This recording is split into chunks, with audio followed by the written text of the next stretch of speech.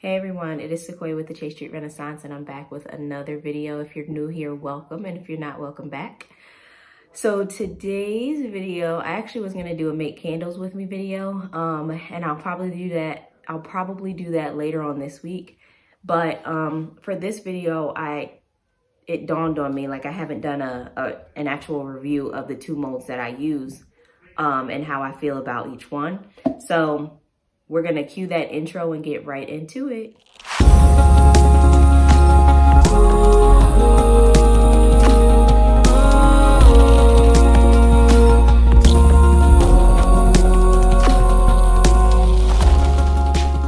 Okay, so the two molds that I have and that I use are, the smaller one is from ShapeMakery, which I found on Etsy. And then I'm sure everybody kind of knows this mold. This one is from Modern Craft Lab, and this is the 4-inch Tulip mold. So first impression of the ShapeMakery, first of all, when I ordered it, it came pretty quick. I got it in like 4 days, pretty seamless, no issues. Placed my order, got tracking, got my mold in about 3 or 4 days. I love the mold so much that I ordered another one, and the experience was pretty much the same. Got the mold in about 3 or 4 days. It seems like it may be a little flimsy. I don't know if it looks like it's flimsy on camera, but it absolutely is not. It takes some elbow grease and some strong hands to get this out of the mold, to get your jar out of the mold, I should say. But I love this mold. I'm gonna buy more. I actually just messaged the seller and asked if they were gonna buy, or asked if they were gonna make bigger ones. And I gave them measurements of what I would like to see. 3.5-inch diameter, something that holds around 12 to 14 ounces of wax, just because that's similar to the size jar that I have right now that I'm using, that's already pre-made glass jars. And I know they have been slowly adding stuff to their shop, so that's been pretty good. And I did favorite their shop, so I'll be able to keep up with what they add to their shop. Anyway, so like I said, it's not an easy mold to work with.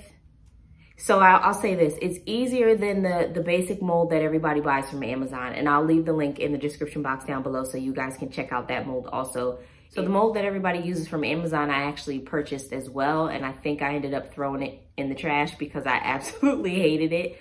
I didn't dislike the shape. It was so hard to unmold. It was so hard to work with. And for me to work that hard and not even really love the finished product and really love the shape, it wasn't for me. So I had only bought one mold from Amazon that was that shape, and completely decided to just not even go there. So this mold will make this jar, and it's pretty short. It only holds, it says on their Etsy page that it's an 8 ounce. It does not hold 8 ounces. It'll hold 8 ounces without the lid. So they do offer a lid option, and I do have the lid. I like a jar with a lid. I will not sell a candle if it doesn't have a lid. And I'm not a fan of the dust covers. So each one of my jars comes with a lid, whether it's gonna be concrete or otherwise. So this mold is what made this jar. And this is a jar that I was just messing around with, kind of the marbling effect.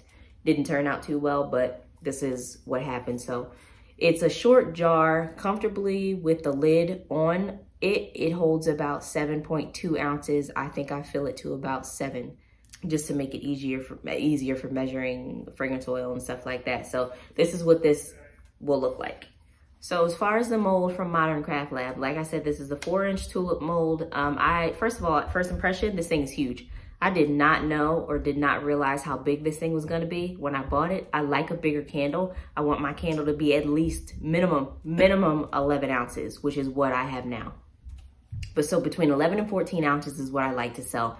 I do have smaller options. I do have 6-ounce tins. I did have some jars that held 8 ounces, but for the most part, I like to keep it pretty standard and have an 11-ounce candle. This holds way more than that, and I will leave the link in the description box again so you can check it out on their website. I think it mentions how much it holds.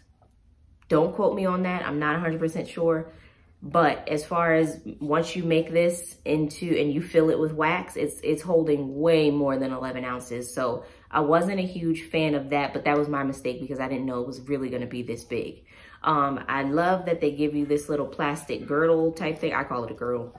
But I also don't think that it's necessary to use. This is pretty solid.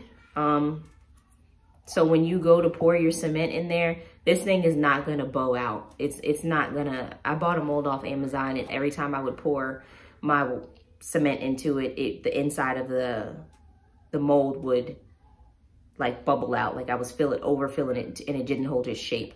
This is not gonna do that. So with or without this little plastic girdle thing, you're gonna be fine. But if it gives you more comfort to use it, then that's fine too.